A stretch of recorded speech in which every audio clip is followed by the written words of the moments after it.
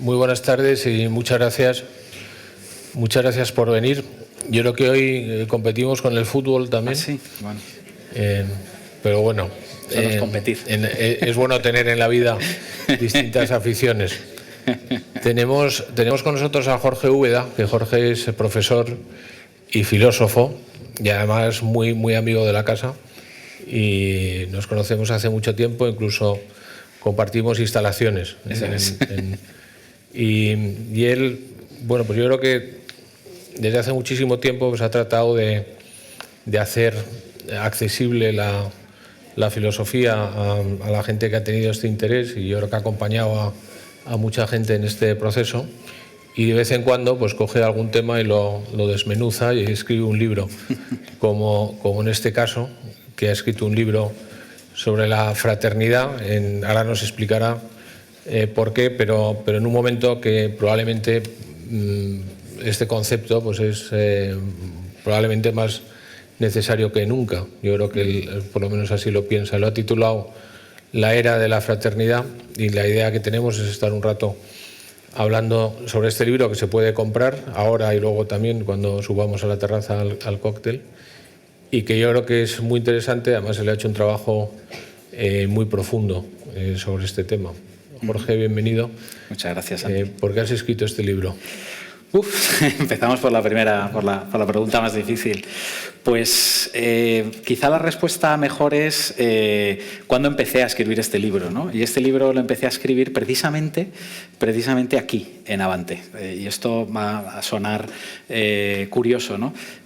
Como decía antes Santi, pues no es que compartamos instalaciones, sino que Avante me cede generosamente una sala los lunes para que podamos tener un curso de filosofía desde hace muchos años con un grupo de gente estupenda, que algunos también andan por aquí.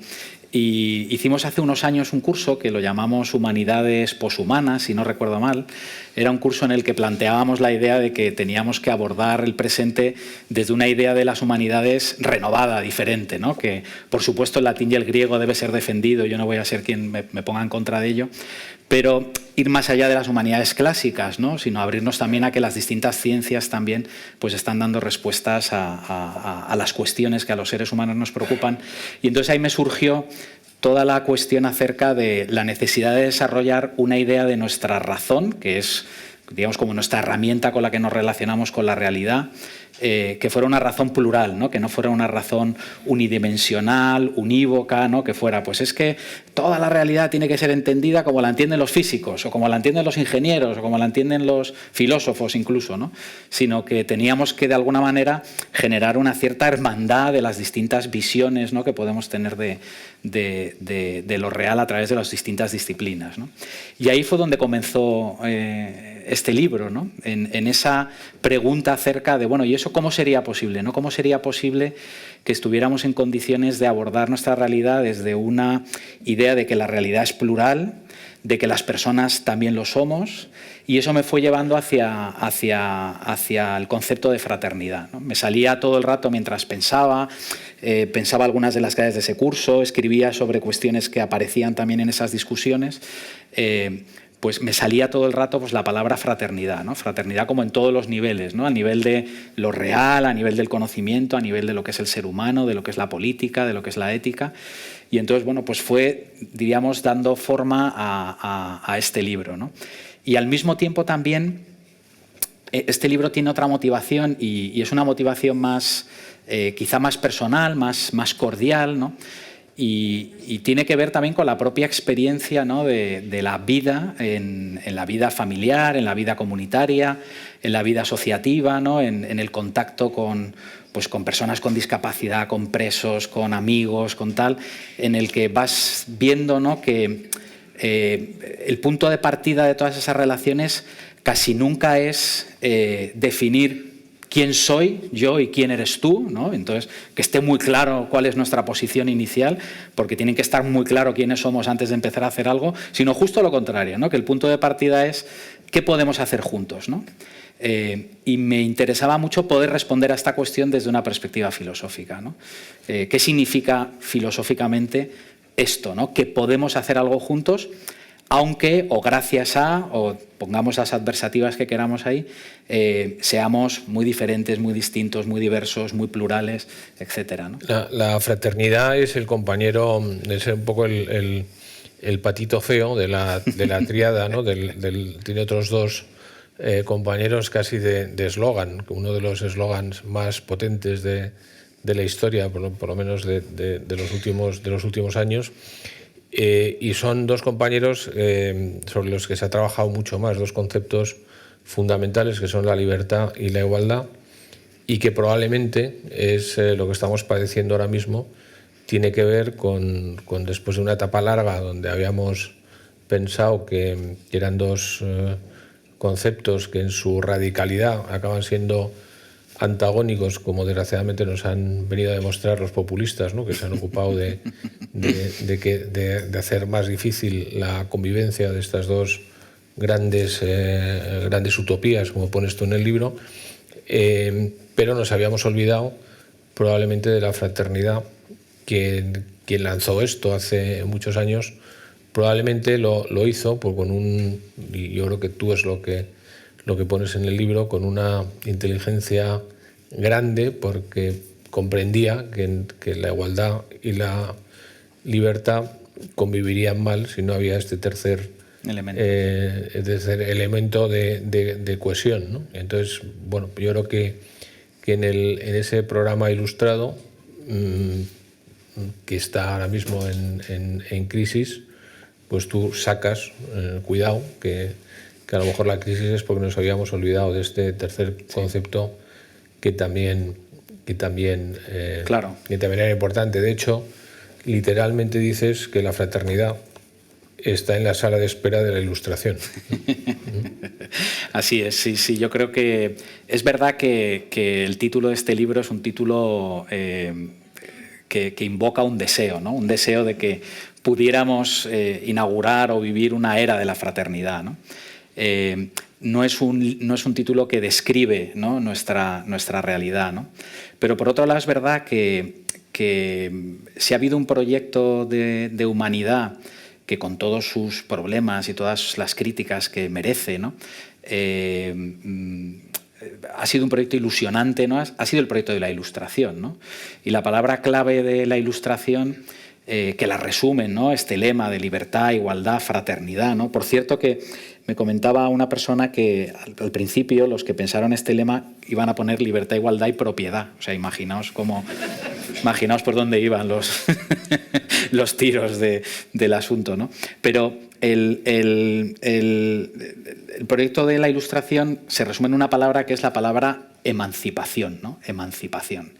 Y emancipación de todo aquello que pueda suponer una dominación, ¿no? Una dominación en el ser humano. Es verdad que los ilustrados identificaron primero, bueno, pues que eso era la religión o que eso eran las supersticiones, ¿no? Pero claro, enseguida se va viendo que hay otras muchas cosas que pueden estar dominando a los seres humanos, incluso que los seres humanos voluntariamente, ¿no? asumen esa dominación, ¿no? Por eso uno de los pensadores más importantes de la Ilustración, que fue Kant, pues decía aquello de: oye, esto de la Ilustración es salir de la minoría de edad, ¿no? Porque no se trata de vivir en esa minoría, ¿no? Y en ese proyecto, ¿no? en el que, diríamos, hemos estado empeñados estos 2 largos siglos, ¿no? Ha sido un proyecto fundamentalmente movido por las luchas de la libertad y de la igualdad, que son luchas necesarias, ¿no? Es decir, que claro que todos de alguna manera necesitamos, ¿no? Quitarnos limitaciones muchas veces para poder llevar adelante nuestra propia vida, y eso tiene mucho que ver con la experiencia de la libertad, ¿no? Y también muchas veces necesitamos, ¿no? que se nos trate de una manera adecuada, ¿no? conforme a nuestras necesidades, a nuestras capacidades, a nuestras posibilidades, y por tanto la igualdad aparece como un elemento muy importante para cualquier cuestión que nos planteemos acerca de la justicia, ¿no? Pero al mismo tiempo, claro, el problema está en cuando la libertad y la igualdad pues entran en eso que también llamo en el libro el principio de la ilusión, ¿no? Una libertad que considera, ¿no? que puede ser, ¿no? que podemos ser libres sin vínculos, pues eso es una absoluta ilusión, ¿no? No hay, de hecho, la propia palabra libertad en su raíz indoeuropea tiene ese doble significado de fuerza, de poder, de capacidad, ¿no? pero también de arraigo, ¿no? Tiene ese doble significado. Free, ¿no? En indoeuropeo tiene ese doble significado, ¿no? Fuerza, pero también arraigo, ¿no? Con lo cual es ilusorio que pensemos que la libertad consiste en alcanzar la máxima libertad individual por encima de cualquier vínculo, ¿no? Los vínculos humanos, la interdependencia, es una realidad. O sea, no es que sea, diríamos, una limitación, es una realidad, ¿no? Y la fraternidad viene a señalar esa realidad, ¿no? No puedes realizar tu libertad si no es con los otros, ¿no? No puedes realizarla, con lo cual, pues diríamos, otorga esa realidad, ¿no? Y la igualdad tiene ese principio ilusorio, no tanto de pensar que somos iguales, porque todos vemos que en realidad somos desiguales casi desde el nacimiento, ¿no? Por muchos motivos, sino que la igualdad muchas veces tiene la ilusión de que alguien tenga el criterio para igualarnos a todos, ¿no? Y ese es casi a veces el peligro que arrostran los proyectos igualitarios, ¿no? Que una élite, que una vanguardia, que una determinada interpretación pues pueda decir, no, la manera en la que todos somos iguales es esta, ¿no? Y además nos vamos a encargar nosotros de administrarla y de repartirla, ¿no? Bueno, pues eso también es ilusorio, porque de alguna manera lo que no toma en cuenta es otro principio de realidad fundamental, y es precisamente que somos diversos, ¿no? Que somos distintos, y que por tanto no todos necesitamos lo mismo, no todos vamos al mismo ritmo, no todos llegamos al mismo tiempo a las metas, etcétera, ¿no? Entonces la fraternidad, claro, de alguna manera lo que viene a decir es, está muy bien esa ilusión ilustrada de la libertad y de la igualdad, pero es una ilusión que tiene que estar informada por un principio de realidad, ¿no? Yo digo también en el libro que la fraternidad es un modo adulto de estar en el mundo, ¿no? Y que por tanto diríamos pues es una manera de tratar de vivir adecuadamente ese proyecto emancipador, que efectivamente tiene que ser un proyecto que ayude a que las personas podamos desarrollarnos libremente, que ese desarrollo sea un desarrollo justo, ¿vale? Y por eso la igualdad es importante, pero que sea un desarrollo de los libres, iguales y diversos, ¿no? Quizá es una forma también de parar un poco, de limitar un poco otra de las de las cosas que probablemente después de la Ilustración, esa libertad y esa supervaloración del individuo ha llevado a los extremos de la identidad, ¿no? y probablemente de la preponderancia de las identidades sobre todo lo demás. Tú hablas, me parece un enfoque muy interesante de la irritación de las identidades, ¿no? Estamos probablemente viviendo ese momento, ¿no? Cuando hemos renunciado a lo colectivo y a los proyectos comunes, y cada uno tiene su propio proyecto y su propia idea de que puede ser cualquier cosa y que tiene derecho a ser cualquier cosa, pues en el momento que choca con la realidad, no es suficientemente adulto, como estabas diciendo hace un momento, pues esa identidad se irrita, ¿no? Claro. Sí, claro, en el libro dedicamos un tiempo importante, ¿no? a tratar la cuestión de la identidad desde una perspectiva filosófica, ¿no? que ha tendido, ¿no? también pues esta idea que proviene más de la psicología. Claro, la identidad es una necesidad humana, ¿no? Necesitamos identificarnos, poder decir aquí estoy yo, este soy yo, etcétera, ¿no? Pero también lo queremos ver desde esa perspectiva en la que efectivamente, ¿no? la identidad tiene un momento muy fuerte de ensimismamiento, ¿no? Si además esa identidad se vuelve colectiva o se hace colectiva, pues tiene ese momento de cierre en un nosotros, ¿no?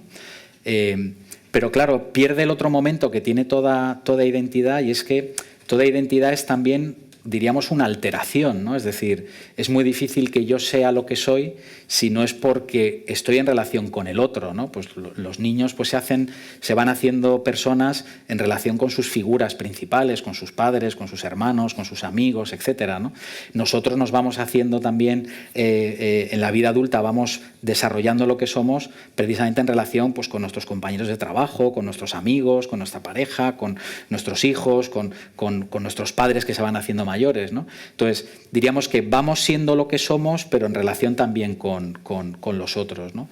Diríamos, momento de irritación de las identidades, que digo ahí, para mí tiene mucho que ver con una de las dinámicas del proceso ilustrado moderno y del proceso de la modernidad, ¿no? En el cual efectivamente hemos entendido que tenemos que ir incorporando las distintas reivindicaciones que provienen de aquellos que se van quedando como fuera de la definición de lo que son las cosas, ¿no? Y eso es un gran avance, ¿no? Es un gran avance porque eso significa que vamos ampliando el nosotros, ¿no? Es decir, que ese nosotros se va haciendo más amplio y es capaz de incorporar a quien inicialmente no podía entrar, ¿no? Pues la Declaración de los Derechos del Ser Humano de los ilustrados franceses en el siglo XVIII, pues ya sabemos que se olvidó de las mujeres, ¿no? Pues es un avance, ¿no? Que ese nosotros, ¿no? Declaración Universal de los Derechos Humanos, para que sea universal, pues tiene que ir incorporando a todos esos otros que en realidad nos hemos olvidado de ellos. Y ese sentido es un sentido positivo de esa reivindicación de las distintas identidades, ¿no? El problema comienza cuando, diríamos, se trata simplemente de entender la identidad como un modo, como una posición, incluso como una imposición, ¿no? Como una manera de estar en el mundo que se impone y se impone necesariamente frente a otros. Y entonces son identidades rocosas, son identidades sin poros, son identidades que no se entienden a sí mismo, también lo digo en el libro, ¿no? En gerundio, ¿no? A nosotros nos gusta mucho a los seres humanos decir yo soy, ¿no? Utilizar mucho el verbo ser, ¿no? Yo soy filósofo y cada vez estoy más en contra del verbo ser porque es como soy, ¿no? Es como cosa muy rocosa, muy monolítica, ¿no? Cuando tenemos, yo qué sé, el gerundio, tenemos otros verbos, la identidad humana para mí que se parece más a decir yo estoy siendo esto, estoy siendo, ¿no? Estoy siendo y como estoy siendo, no soy del todo lo que digo que soy y a lo mejor estoy empezando a ser otra cosa. Muy de Ortega, ¿no? Ortega decía que vivíamos, la vida se vivía en gerundio. En algún momento del libro, y esto es me parece interesante comentártelo, Jorge viene a decir esto es un libro de filosofía, o sea, por si acaso es un momento no hay que engañar, es un momento Magritte, ¿no? Esto no es una pipa, ¿no? Pues esto podías haber dicho esto no es un libro de filosofía, pero tú dices esto es un libro de filosofía con todas sus consecuencias, ¿no? Y cuando hablas de la fraternidad o la estructura del libro, esa investigación filosófica que haces sobre la fraternidad, realmente tú la estás apoyando sobre otro concepto que es el que estructura el libro, que es el pluralismo. Eso es. El pluralismo es la raíz o una de las raíces de la fraternidad y tú la estructura del libro la haces a través del pluralismo y además lo haces con conceptos profundamente filosóficos como el epistémico, el ontológico, el ético, el político, ¿no? Siguiendo esta estructura y empezando por el pluralismo epistémico, lo que nos vienes a decir es vamos a ampliar la perspectiva, ¿no? Es un poco la idea fundamental, ¿no? O sea, eso es. Realmente vamos a pensar otra vez que no sabemos tanto como sabemos. Vamos a estar un poco menos convencidos de las cosas, ¿no? Sí, esto es un tema que me ha acompañado desde hace mucho tiempo. Uno de los libros que publiqué hace tiempo se llama Manual para ignorantes, ¿no? En esta idea de hay una ignorancia vivida que es positiva, ¿no? Y sacarle partido a esa ignorancia, ¿no? Pero sí, o sea, es un libro de filosofía porque la fraternidad se presta a dar un sermón piadoso, ¿no? Hay que ser buenos, hay que ser hermanos o hermanas o como queráis.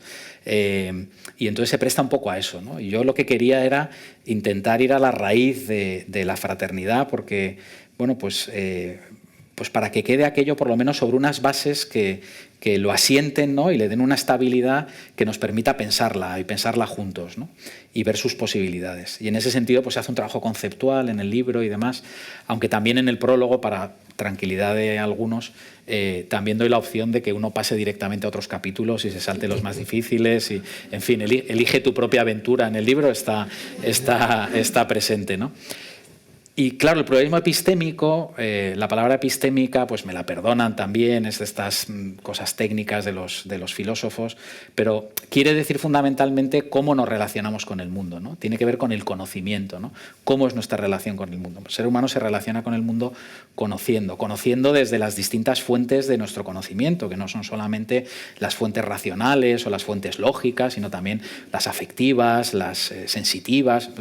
Digamos, la realidad nos entra por muchos caminos, como decía Empédocles, y entonces nosotros pues vamos estableciendo esa relación. A eso se refiere lo epistémico, ¿no? Y efectivamente el pluralismo epistémico se refiere a introducir en una tendencia que tenemos los seres humanos, probablemente fruto también de la evolución y de esa necesidad que tenemos de poder vivir una vida más o menos sencilla, que tendemos a reducir, ¿no? A reducir la realidad a alguno de sus elementos o a alguna de sus perspectivas, ¿no?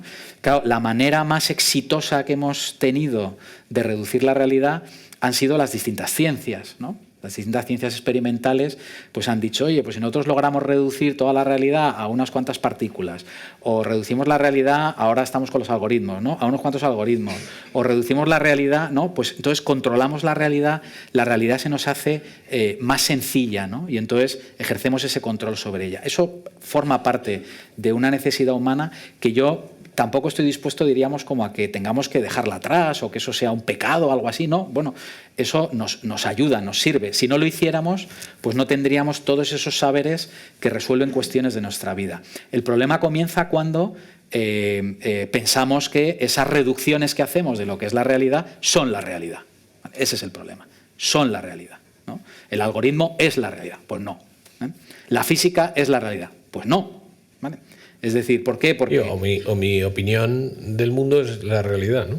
O mi opinión del mundo es la realidad, exactamente, ¿no? Sino que la realidad efectivamente se nos da por muchos caminos y nosotros nos relacionamos con ella de diversas maneras, ¿no? Y entonces eso es lo que llamamos de alguna manera el pluralismo epistémico, ¿no? Es decir, que nosotros mismos como sujetos que conocemos, que nos relacionamos con el mundo, somos también sujetos plurales, ¿no? No solamente es que la realidad lo sea, que sería la segunda parte, sino que nosotros mismos también lo somos, ¿no? Y que por tanto podemos abordar el mundo. El ejemplo que intento poner para que se vea esto un poco es situarnos ante un cuadro, ¿no? En este caso elijo el cuadro de las hilanderas para hacerle un poco el juego a Foucault, que lo hizo con las meninas y tal, en un libro muy famoso de Foucault, ¿no? Y la idea es eso, ante un cuadro pues uno puede ver muchas cosas, ¿no? Pues puedes ver toda la cuestión, diríamos, más de técnica pictórica, de los distintos elementos que conforman ese cuadro, pues los colores, las formas, las figuras, etcétera, ¿no? Pero ese cuadro también tiene una escena o varias escenas, ¿no? Pues una escena de unas hilanderas en el primer plano, una escena mitológica en el segundo, un tapiz en el tercero, ¿no? O sea, hay como muchos planos que me permiten a mí acercarme a la escena y qué se quiere trasladar en esa escena y cómo interpretarla, ¿no? Pero también puedo mirar ese cuadro y decir, ¿cuánto costaría este cuadro en una subasta? ¿No? ¿O cuánto le está costando al Museo del Prado conservar las hilanderas del Velázquez? ¿O qué precio le pondrían en no sé dónde? ¿Vale? O también puedo ver el cuadro y decir, ¿cómo es posible que la España de los Austrias, católica y muy católica España de los Austrias, se representen tantos mitos paganos, etcétera, ¿no? ¿Por qué se hace eso? ¿Qué sentido tiene? ¿A qué experiencia, ¿no? se estaban tratando de referir con todas estas cuestiones, ¿no? Es decir, la propia realidad es la que nos entra por muy diversos caminos y nosotros mismos también nos enfrentamos a ella por muy diversos lugares. Claro, para eso entonces vamos a necesitar el qué, por eso hablamos de fraternidad relacionada con este pluralismo. Vamos a necesitar, primero, tener suficiente libertad, por supuesto, para poder explorar los distintos caminos, ¿no? Pero esos caminos tienen que poder existir, tienen que poder darse, ¿no?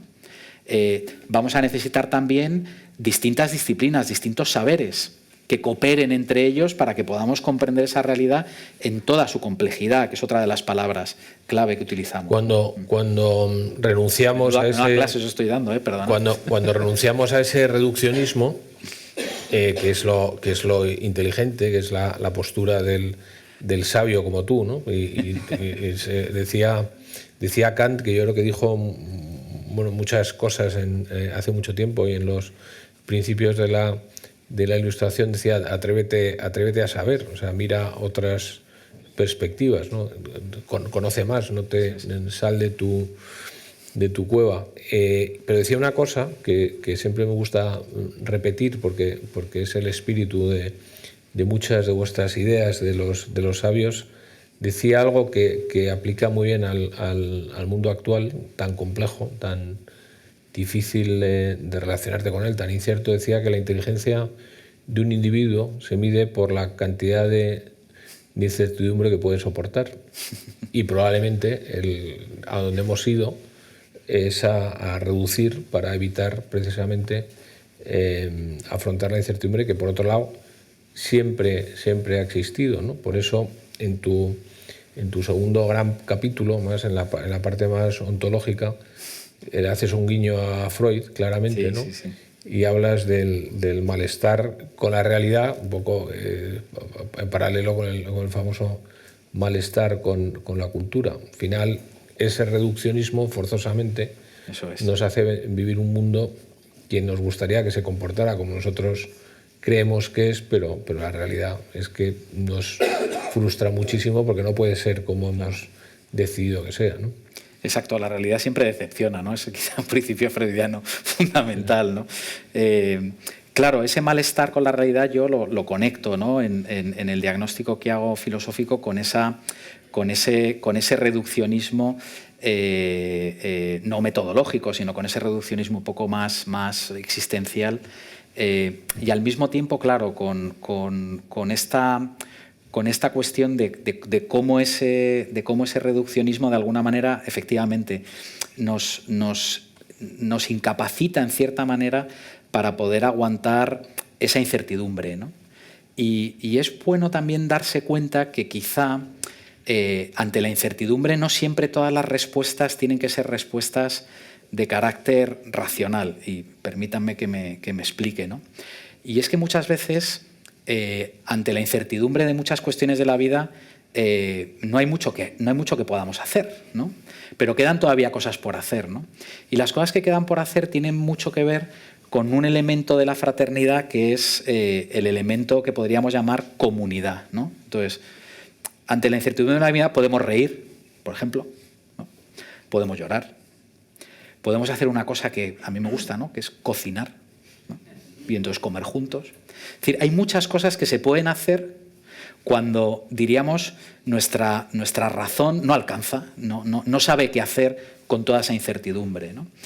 Y son cosas que tienen que ver precisamente con el bienestar, tienen que ver con reconciliarse de alguna manera con esa realidad. Podemos venir a una conferencia. Podemos venir a una conferencia, sí. Podéis ver el fútbol, o sea, se pueden hacer. Sí.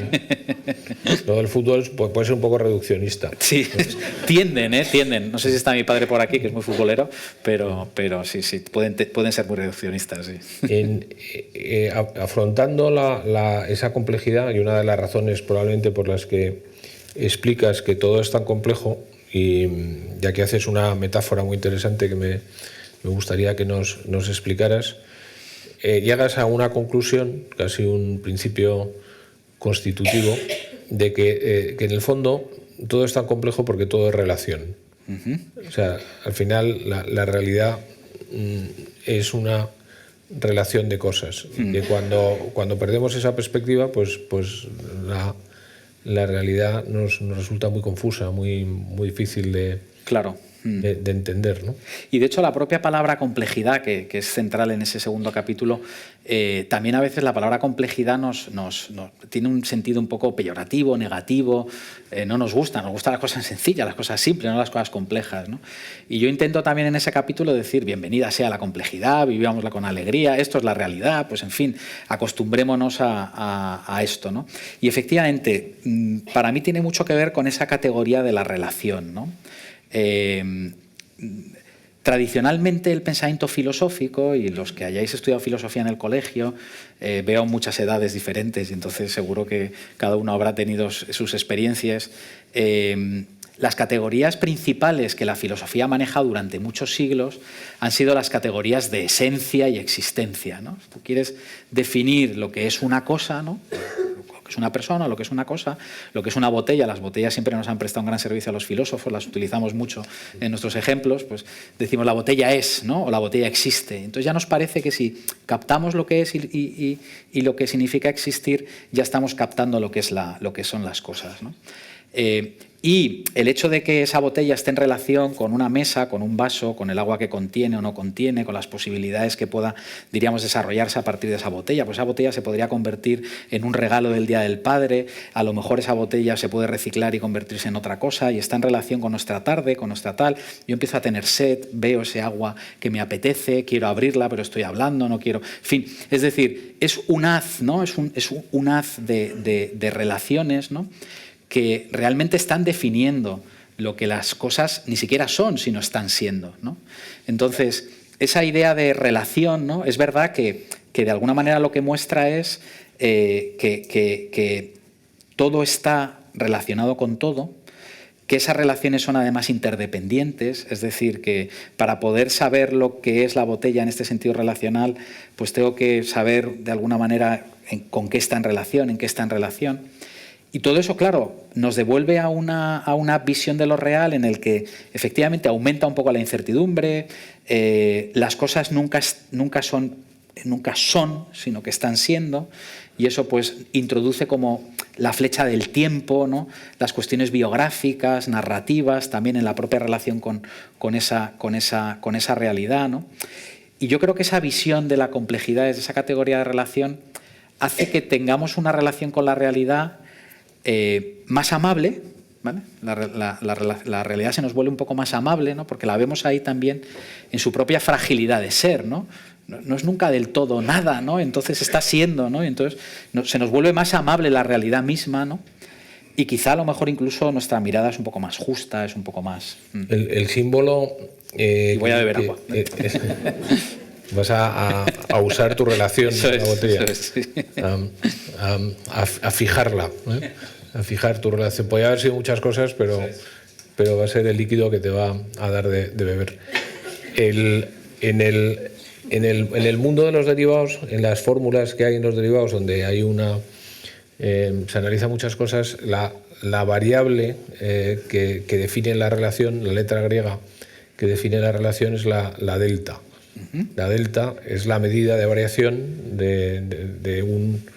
el ritmo de variación que hay de un precio de una opción con su subyacente.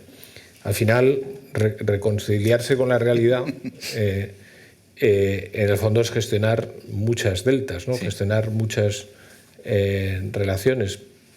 De hecho, la parte optimista de tu libro, yo creo que es un libro claramente optimista, es que con esta realidad compleja, si entendemos que lo que está produciendo esa complejidad son las relaciones, hace posible que nos podamos reconciliar con eso, porque no son más que relaciones, son cosas que se están produciendo, no son cosas fijadas y graníticas, ¿no? Claro, que a veces, claro, las cosas muy fijadas y graníticas, pues a veces también nos relacionamos con ellas como obstáculos, nos relacionamos con ellas como muros, como cosas que están ahí fijas, como oposiciones, como determinaciones, ¿no? Palabras que también gustan mucho en la filosofía y en algunas tradiciones filosóficas, ¿no?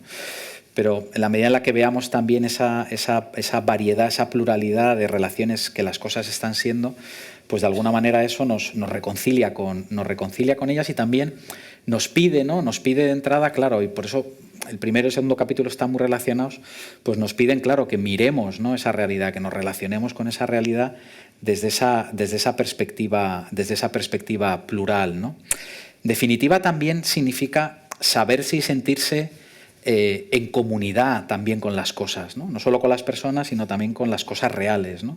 De alguna manera estamos en comunidad con ellas, ¿no? Y ese es también uno de los elementos que la fraternidad venía a aportar al proyecto ilustrado, ¿no? La idea, diríamos, de vínculo social en ese sentido, ¿no? Dependemos los unos de los otros, ¿no? ¿Por qué hay otros? Que es una pregunta que te haces en el libro. O ¿por qué tiene que haber otros? Sí, claro. O ¿por qué coño tiene que haber otros? Sí, claro, se puede decir así. Y a veces uno lo dice, ¿no? Sobre todo cuando estás rodeado de demasiada gente, ¿no? Pero, claro, en el libro nos preguntamos esto porque, de nuevo, ¿no? Una de las preguntas clásicas de la filosofía ha sido ¿por qué hay algo y no más bien nada, ¿no? Que es un poco la pregunta por el ser, ¿no? Y yo digo que me parece más radical la pregunta por qué hay alguien, ¿no? Y no más bien nadie, ¿no? Es decir, ¿por qué hay alguien, ¿no? ¿Por qué hay otro? ¿Por qué hay alguien, ¿no?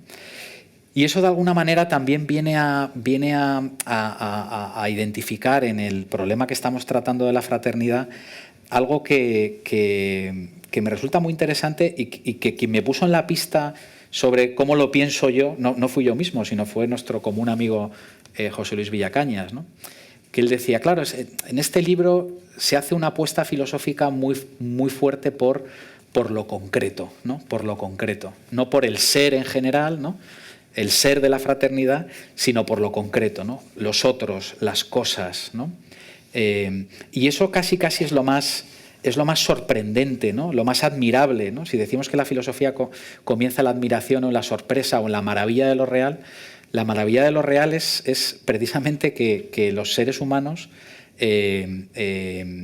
diríamos, estemos rodeados de otros seres humanos, ¿no? Y que estén ahí, ¿no? Y que no podamos estar sin ellos, ¿no? Y eso, claro, ¿qué significa para nuestra propia vida y para la comprensión de nosotros mismos? Pues es algo que es importante de alguna manera dilucidar en este libro, ¿no?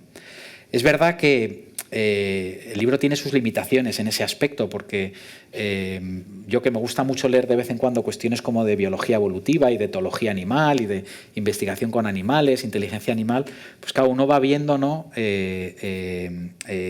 Los avances que se van produciendo también en la investigación con animales. Ahí hablas de hominización, humanización y luego el lenguaje, ¿no? Que son las tres dimensiones del... Claro, eso es. Hominización, claro, porque yo creo que en el proceso de hominización, que tenemos también a veces un imaginario de ese proceso de hominización como un proceso solamente vinculado al desarrollo de habilidades técnicas y a la lucha por la supervivencia, ¿no? Pues yo creo que tenemos que meter en la hominización también la clave vincular, comunitaria, no solo cooperativa, también compasiva, ¿no? Pongo un poco ese ejemplo de esos huesos que pues muchos conocerán, ¿no? De Atapuerca, ese trozo de cráneo de un individuo de 12 años, de Homo heidelbergensis, creo que es, que le llaman en el yacimiento de Atapuerca, lo llaman benjamina, ¿no? Y es claro, es un trozo de hueso, un trozo de cráneo que muestra, diríamos, que tendría que ser una persona con craniosintosis, que es una inflamación diríamos, un cráneo que no se cierra, ¿no? Y entonces el cerebro crece y bueno, se crea ahí una presión que si no la liberas, pues entonces son personas que crecen pues con alguna discapacidad intelectual, con algún problema motor, etcétera, ¿no? Y entonces, bueno, pues un predecesor, ¿no? del sapiens, como es esta especie, ¿no? Encontrar que de alguna manera es capaz de llegar hasta los 12, 13 años, pues nos habla hipotéticamente, ¿no? De cuidados, ¿no? De que la supervivencia... La frase de Margaret Mead era que el primer vestigio realmente humano era, pues eso, un cráneo con un problema o un fémur. O un fémur, ¿no? En Nairobi, ¿no? Con un amigo que está por aquí, pues veíamos también, ¿no? Un Homo habilis con jovencito, pues con una lesión en un fémur que tenía que hacerle muy difícil la marcha, ¿no? Pero eso nos lleva, que lo pones en el libro, al papel del altruismo, ¿no? Eso es. El papel del altruismo, que yo creo que es muy difícil entender el altruismo sin el egoísmo, porque yo creo que son dos movimientos que están relacionados. Y también entender el altruismo no en un sentido, diríamos, tampoco haciéndose demasiadas ilusiones, ¿no? Porque existe el altruismo entre los que pertenecemos al mismo grupo, ¿no? Entonces es un altruismo que funciona contra otros y entonces bueno, nos beneficiamos mutuamente de la cooperación que tenemos entre nosotros, pero para defendernos de las amenazas o para incluso atacar a los otros, ¿no? Por eso introduzco también la clave de la palabra compasión, ¿no? Me parece que la palabra compasión y el fenómeno de la compasión diríamos, va un poco más allá del fenómeno del altruismo, ¿no? Y ahí sí que entramos ya en ese proceso de humanización, ¿no? En el que el sapiens tiene, diríamos, como una de sus posibilidades precisamente el relacionarse con los otros, no solo desde el egoísmo, desde el altruismo, sino también desde la compasión. Y quizá compasión y fraternidad estén íntimamente relacionadas. Hablas de, volvemos un poco a la identidad, que es parte del problema que tú identificas, y vuelves a referirte a la identidad en este caso poniéndonos delante el concepto de poseídos por la identidad. O sea, el personaje se apoderó de nosotros, ¿no? Sí. Bueno, ahí la verdad es que siempre recuerdo a un buen amigo que decía esto de si es que yo estoy harto de mí mismo, ¿no? O sea, y creo que había una gran sabiduría en eso, no solo por cómo era él, que también, sino en... que se dio cuenta tarde, se dio cuenta tarde, pero sino en sentido genuino, ¿no? Y yo creo que además... ahora que estoy leyendo mucho sobre cuestiones de mística, en las distintas tradiciones religiosas del mundo, y muy especialmente en algunas, como puede ser pues algunas ramas del hinduismo, del budismo, algún místico cristiano, pues como puede ser el maestro Eckhart y otros, ¿no? Esta idea, diríamos, del vaciamiento del yo como la posibilidad de llegar a un nivel de sabiduría, de bienestar, de felicidad, de conexión con el cosmos, con los otros, etcétera, se abre como una posibilidad muy interesante, ¿no? Y sin embargo, nuestro mundo contemporáneo anda muy poseído, ¿no?, por la necesidad de que tengamos una posición, ¿no? Hay que tener una posición, ¿no? Hay que estar posicionados, ¿no? Como si fuéramos un medio de comunicación que tiene que tener una posición, ¿no? O sea, tenemos que estar haciendo editoriales todo el día, pues no. Tienes que estar alineado. Tiene que estar alineado, tienes que estar... entonces, diríamos, es continuamente estar reidentificándose, ¿no? Reidentificándose. Y eso yo creo que es otro de los motivos que produce esa irritación tan tremenda, ¿no?, de las identidades, que las vuelve especialmente rocosas y poco abiertas, ¿no?, a los otros, ¿no?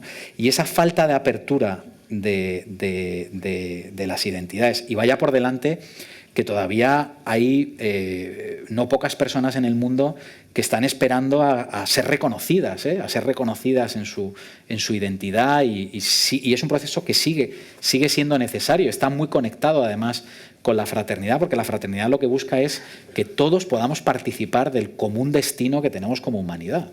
Todos podamos participar en ese común destino. Entonces, vaya por delante que es un proceso no terminado el de ese reconocimiento, ¿no?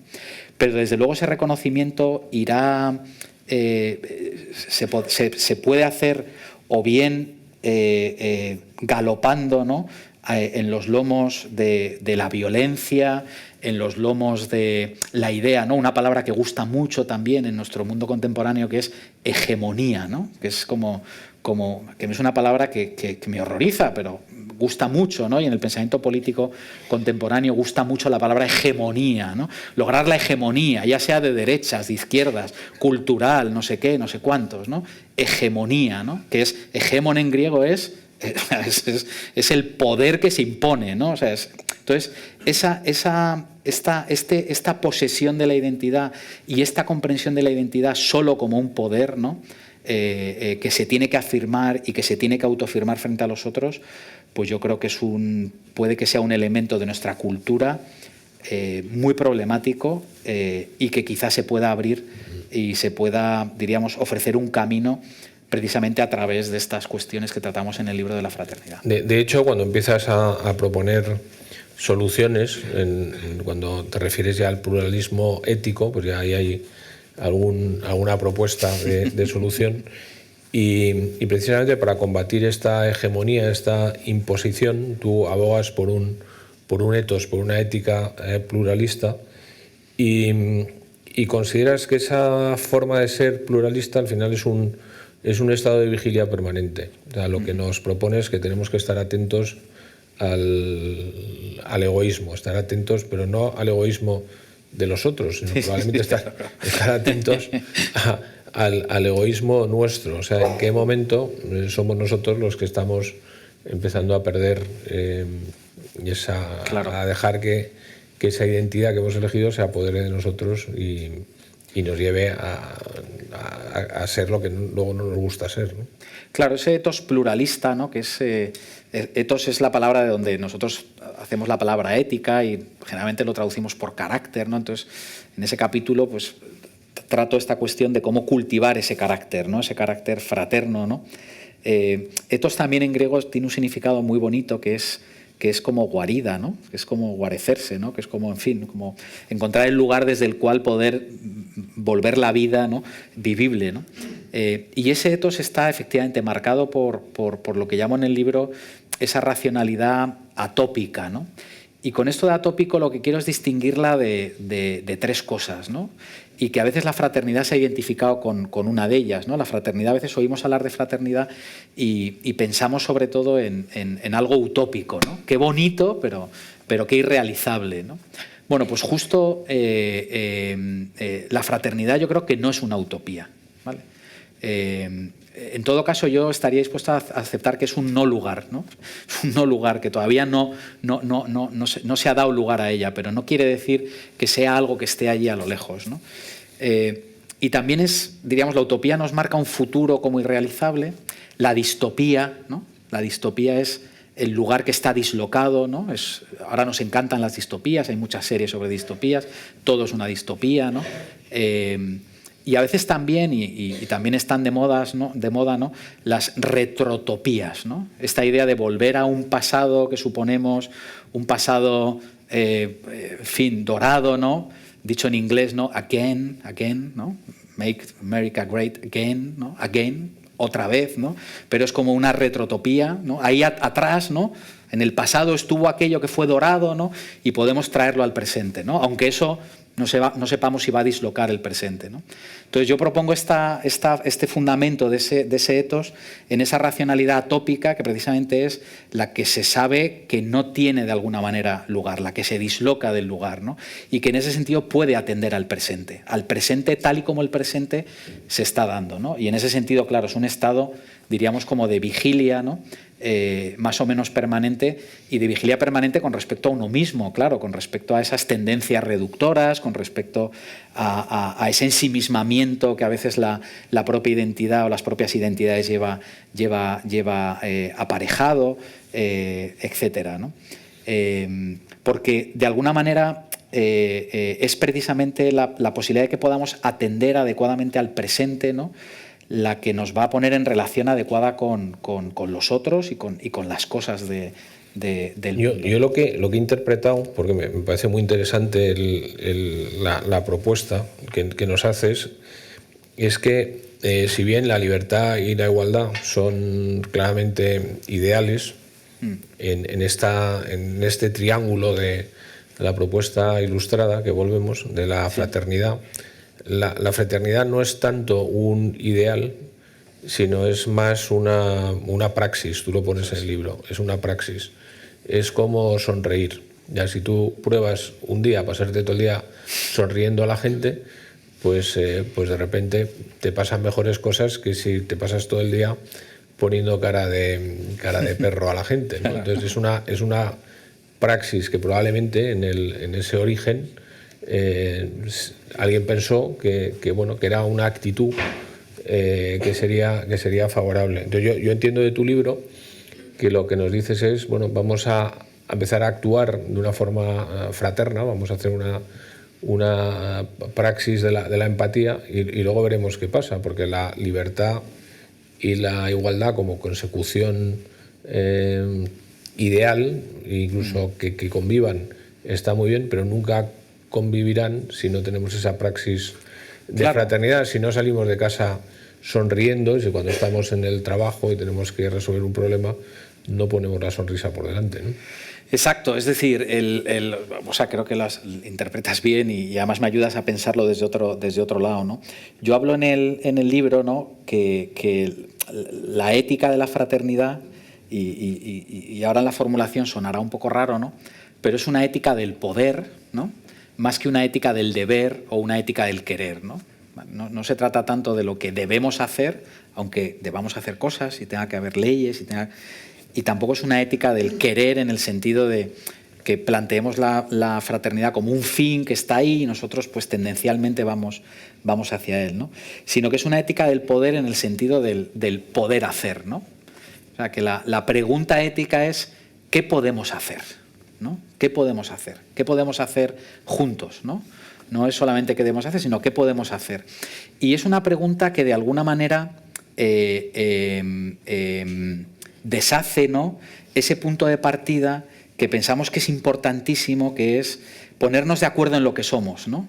Bueno, si es que a lo mejor no nos vamos a poner de acuerdo en lo que somos, pero ¿qué podemos hacer? ¿No? Y el qué podemos hacer abre la posibilidad, ¿no? Abre la posibilidad de que efectivamente sea la propia realidad la que nos vaya ofreciendo las respuestas, ¿no? Y este punto, ¿no?, es fundamental, porque de alguna manera la fraternidad no necesita definirse previamente, como muchas veces necesitamos hacer con la libertad y la igualdad, para poder ponerse en marcha, ¿no? Sino que el mero hecho de que pudiéramos reconocer que estamos en condiciones de poder hacer algo con lo que somos, ¿no?, y con los otros, ya es un punto de partida que, diríamos, dibuja, ¿no?, un escenario humano diferente al de una lucha, ¿no?, bueno, pues una lucha por la libertad o una lucha por la igualdad, ¿no? Aunque la libertad y la igualdad sigan estando absorbidas por ese proyecto, ¿no? Entonces, ¿qué podemos hacer con lo que estamos siendo, ¿no? Esa sería la pregunta ética de la fraternidad, ¿no? ¿Qué podemos hacer con lo que estamos siendo? Creo que si esa pregunta nos la hiciéramos en determinadas discusiones sociales, políticas, comunitarias, familiares, asociativas, etcétera, creo que nos pondría en un escenario diferente, ¿no? Nos pondría a pensar hacia adelante, ¿no? Y creo que hay en nuestro presente una cierta necesidad de ir hacia adelante, ¿no? De ir hacia adelante, ¿no? Y bueno, pues la propuesta de este libro es atrevámonos a pensar de esta manera, ¿no? Atrevámonos a pensar haciendo esta propuesta. Nos planteas un concepto de virtudes pluralistas. De hecho, nos describes algunas que te voy a preguntar ahora, pero en eso de las virtudes pluralistas y de la virtud me recuerda el libro que seguro que te acuerdas de Comte Sponville, ¿no? El pequeño tratado de las grandes virtudes, sí. donde él se refiere a la educación como una previrtud. O sea, y es muy interesante lo de la educación, pues dar las gracias, saludar, porque en el fondo lo que dice es, no llega a ser una virtud ser educado, pero ser educado es un buen punto de partida para desarrollar cualquiera de las otras virtudes. Y haciendo un poco ese paralelismo, casi con la fraternidad,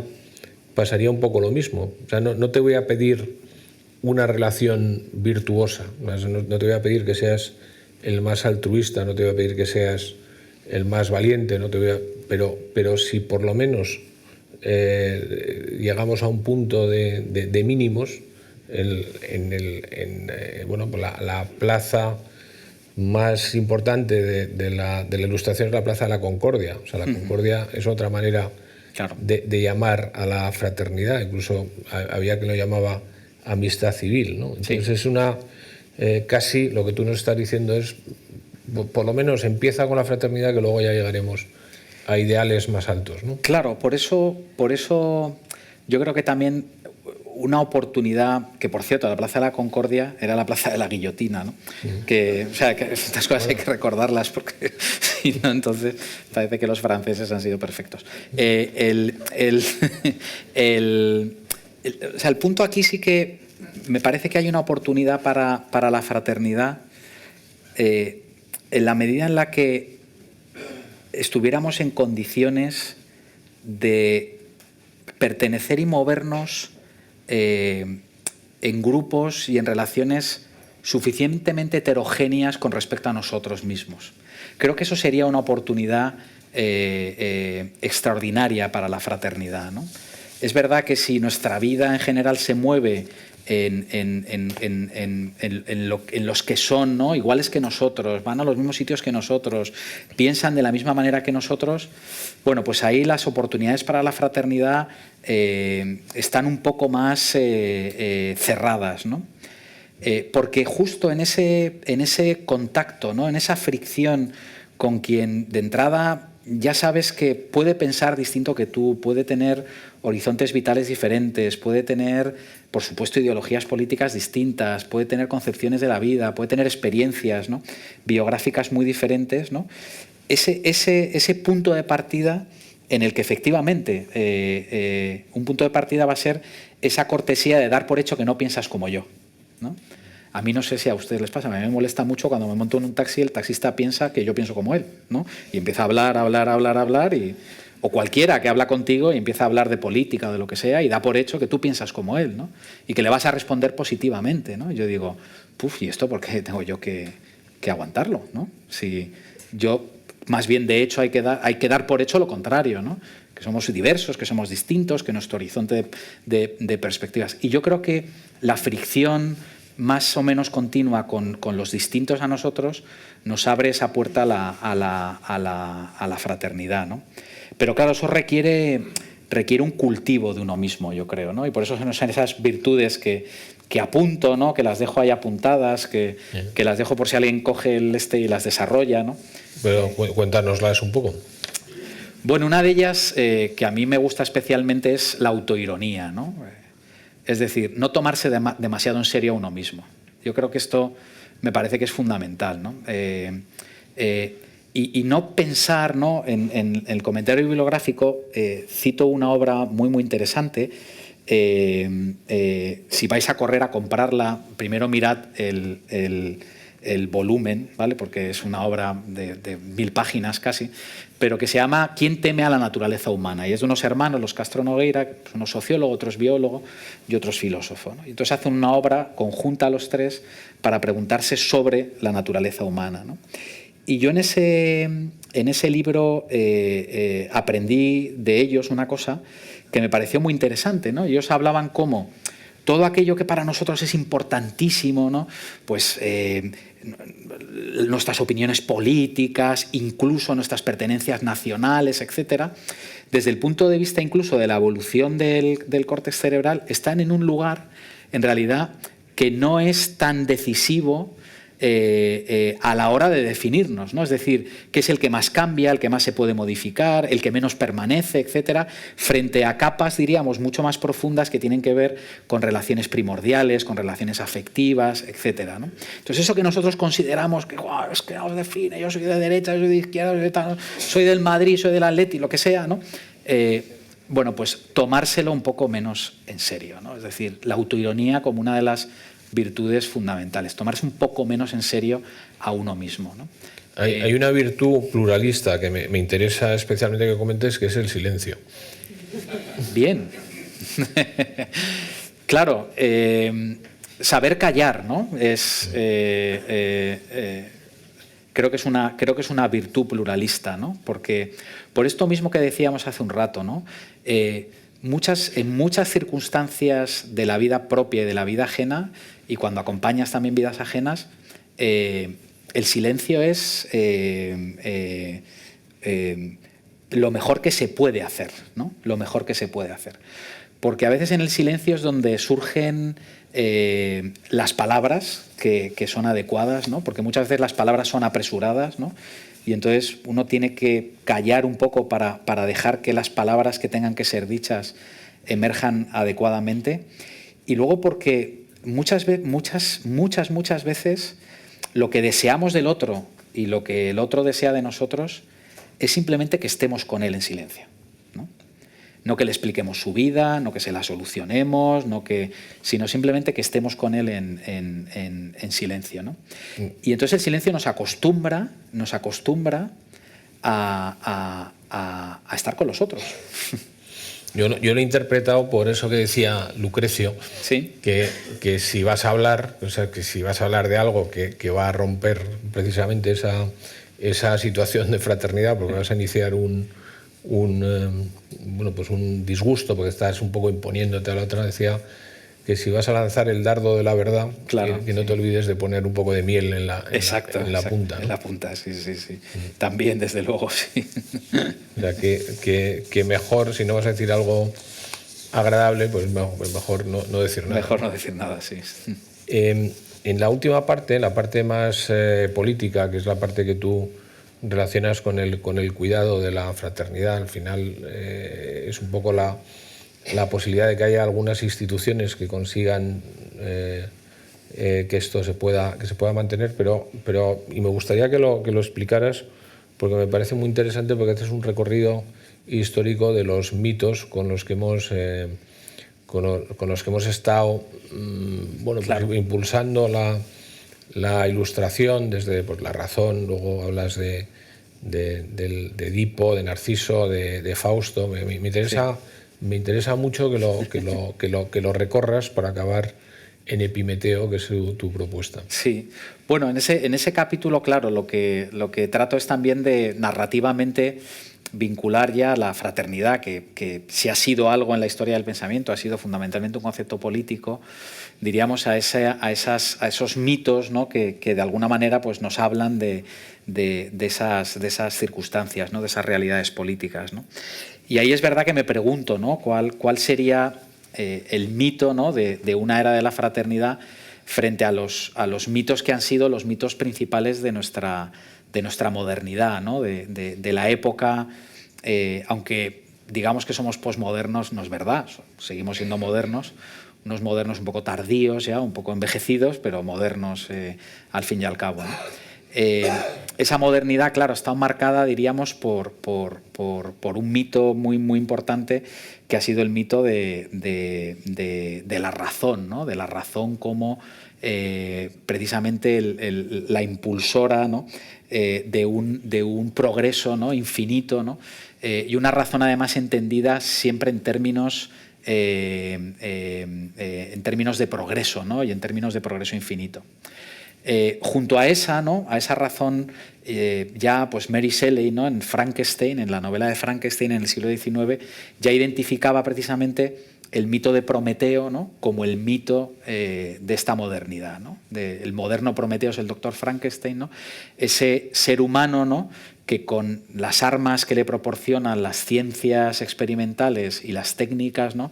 Pues está en condiciones de arrebatarle el fuego a los dioses, ¿no? Está en condiciones de ocupar el lugar de los dioses, ¿no? Que es en definitiva el gran miedo que tiene Zeus cuando Prometeo le roba el fuego y se lo da a los seres humanos, ¿no? Luego volveremos otra vez a Prometeo, ¿no? Está Fausto, ¿no? Fausto es un mito germano que habla de ese pacto con el diablo, ¿no? A cambio, diríamos, de la sabiduría y de poder saberlo todo, y por supuesto la sabiduría fundamental, como sabéis, es la inmortalidad, ¿no? ¿Cuál es el secreto de la inmortalidad, ¿no? Y Fausto está dispuesto a todo, ¿no? A entregarle la vida al diablo, a Mefistófeles, pues a cambio de esa sabiduría, ¿no? Bueno, pues nuestro mundo también es un mundo fuertemente fáustico, ¿no? Pues todas las promesas de vidas longevísimas, en fin, bueno, pues esa búsqueda, ¿no? Continua y a cualquier precio de esa sabiduría que puede ser para nosotros la inmortalidad, ¿no? Y luego, claro, un Freud ha sido quien ha proporcionado a la humanidad moderna pues dos grandísimos mitos, ¿no? Para comprenderse a sí mismos, ¿no? Para comprendernos a nosotros. Edipo, ¿no?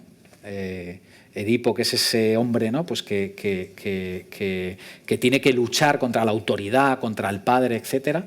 No tiene mucha pinta de que Edipo sea el mito de nuestro presente ni de la fraternidad, ¿no? Porque ya no hay autoridad, ya no hay padre, en fin, todas estas cosas, ¿no? Y el otro sería Narciso, ¿no? El que muere ahogado, pues enamorado, diríamos, de su propia imagen, ¿no? Incapaz, ¿no? De escuchar la voz de la ninfa Eco, que ha sido precisamente castigada simplemente a repetir lo que dice, ¿no? Y entonces, claro, en ese punto me apareció el hermano de Prometeo, ¿no? En el mito de Prometeo, siempre, diríamos, todos los mitos tienen su positivo y su negativo, ¿no? Y Prometeo tiene un hermano que se llama Epimeteo, ¿no? Prometeo en griego quiere decir el que piensa antes, ¿no? Entonces Prometeo sería, ¿cómo os diría yo? Pues sería, la imagen de Prometeo para nosotros sería un ingeniero, ¿no? Alguien que proyecta, que tiene un plan, que sabe lo que tiene que hacer, etcétera, ¿no? Y Epimeteo en griego quiere decir el que piensa después, ¿no? Es el que hace y luego ya pues, reflexiona, ¿no? Y entonces, en un momento dado, en el mito de Prometeo y de Epimeteo, que nos cuenta Platón en este caso, pues Zeus le encarga a Epimeteo que, oye, mira, he creado a todos los seres vivos, incluido el ser humano, pero no les he dotado de nada, o sea, simplemente están desnudos, ¿no? Entonces te voy a dar aquí una bolsa con una serie de recursos que tienes que repartirles, ¿no? A cada ser vivo, a cada animal, pues para que pueda, en fin, sobrevivir y vivir una existencia adecuada, ¿no? Y entonces Zeus decide darle esa tarea a Epimeteo, que es el que piensa después, ¿no? Pues Prometeo se agarra un cabreo monumental porque ya le han dado la tarea al hermano tonto, ya tal, no sé qué, este es el que piensa después, ya verás el lío que va a armar, ¿no? Y Epimeteo, pues con tal, pues va repartiendo esos dones, ¿no? de los dioses, se los va repartiendo a los distintos animales. Pues a unos les da garras, a otros les da capacidad de camuflaje, a otros les da poder respirar debajo del agua, a otros tal. O sea, bueno, pues, entonces, y cuando llega el ser humano y se lo encuentra ahí desnudito y con frío y sin saber muy bien qué hacer, pues mira la bolsa y se le han acabado todos los recursos, ¿vale? O sea, entonces el ser humano se ha quedado pues desnudo y sin nada, ¿no? Y entonces pues Prometeo pues entra en cólera, ya te lo había avisado Zeus, eres idiota, ¿cómo le das a mi hermano esta tarea, etcétera, tal? Y entonces Prometeo, que se la tenía jurada a Zeus por otros motivos, porque Prometeo era un titán y entonces Zeus había matado al padre de los titanes, entonces pues diríamos era un tío de Zeus que estaba un poco enfadado, ¿no? con Zeus por haber matado a su padre, ¿no? Y entonces quería vengarse de él y entonces es cuando roba el fuego del Olimpo, se lo entrega a los seres humanos para que a partir del fuego pues puedan fabricarse todos los recursos que no se les ha dado, ¿no? Que no les ha dado los dioses y Epimeteo, ¿no? Es la técnica. ¿Qué es la técnica? Es la técnica, pues nuestra habilidad técnica maravillosa, la habilidad técnica humana, ¿no? Y el otro recurso hoy la IA ya. Hoy la IA ya, sí.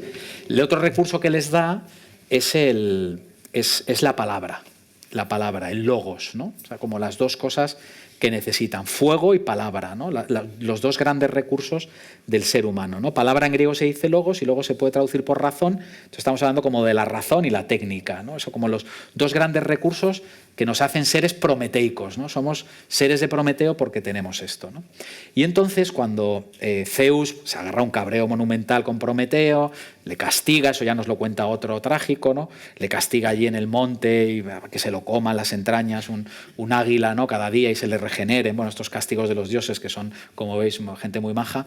Y entonces Zeus se da cuenta de una cosa, ¿no? Y dice, bueno, por el fuego y la palabra que Prometeo les ha dado a los seres humanos se van a hacer diferentes entre ellos, van a ser desiguales entre ellos, ¿no? Les tenemos que dar algo que de alguna manera esté igualmente repartido en todos, ¿vale? Porque ni el fuego ni la palabra está igualmente repartido en todos. Ni todos son igualmente habilidosos, ni todos son igualmente, diríamos, hábiles con la palabra. Y entonces vamos a darle algo que esté igual en todos ellos, ¿no? Y entonces el regalo de los dioses, ¿no? Pues es el sentido de la justicia, ¿no? Es el que les da. Pues, que tengan sentido de la justicia, ¿no? Que sepan vivir en sociedad, que sepan vivir juntos, ¿no? Y entonces descubrí un librito de un colectivo francés muy peculiar, que es una especie de pensador colectivo, siempre publican como un colectivo, ¿no? que hablaba de Epimeteo y decía una cosa que a mí me pareció muy lúcida, ¿no? Y entonces decían, claro, cuando el ser humano se ve desnudo y frágil, ¿no? Y entonces hay que llenarle de recursos y tal, pues pensamos, claro, que Prometeo viene a cubrir un déficit, una falta, ¿no? Está desnudo, no tiene recursos y Prometeo viene a cubrir esa falta, ¿no? Y entonces pues el hombre cubre esa falta, ese déficit y entonces puede llevar una vida adecuada, ¿no? Y este grupo de Les Amis se plantea lo siguiente, dice, ¿y si en realidad precisamente el don de Epimeteo fue precisamente la desnudez? ¿Y si el don fue precisamente la fragilidad? ¿Y si el don fue precisamente la vulnerabilidad? ¿Vale? Y es ahí donde yo pienso, si hay un mito de la fraternidad, entonces es el mito de Epimeteo. ¿Vale? Es decir, el mito de Epimeteo es que lo que nos une en comunidad, de alguna manera, en común a la humanidad, es precisamente ese regalo, la fragilidad, la vulnerabilidad. Y que desde esa perspectiva es desde la que podemos entonces empezar a pensar políticamente en un despliegue institucional de la fraternidad, que tenga que ver, claro, precisamente con el cuidado, con la atención de esa vulnerabilidad y esa fragilidad, ¿no? Que es común a toda la humanidad, que es transversal en todas las edades, es decir, que es transversal en todas las edades y que de alguna manera incluso es insuperable, ¿no? Es decir, que no podemos pensar un Prometeo sin un Epimeteo, ¿no? Y entonces, bueno, pues me parecía que ese podía ser un mito muy productivo, ¿no? Los mitos tienen que ayudarnos a pensar, podía ser un mito muy productivo para pensar políticamente la cuestión de la fraternidad. Bueno, perdónate el rollo. No, pues está interesantísimo. Pero reconocer nuestra fragilidad y nuestra vulnerabilidad sería también un principio para enfocar la fraternidad, ¿no? Claro. De hecho, solo en un mundo que fuera fraternal, donde las relaciones también desde el otro lado tuvieran ese planteamiento de aceptarnos, nuestra vulnerabilidad estaría cómoda y no tendría que disfrazarse de una identidad a imponer al otro, ¿no? Claro. Por eso el último capítulo tiene mucho que ver con los anteriores, ¿no? Porque de alguna manera el hecho de que nosotros no podamos controlar del todo la realidad, que la realidad sea compleja, que necesitemos a los otros para poder abordarla, que nuestra identidad sea siempre una identidad en camino, que el presente nos requiera de tal manera que tengamos que de alguna manera abrirnos precisamente a ese presente. Todo eso habla de esta dimensión, ¿no? De esta dimensión vulnerable, ¿no?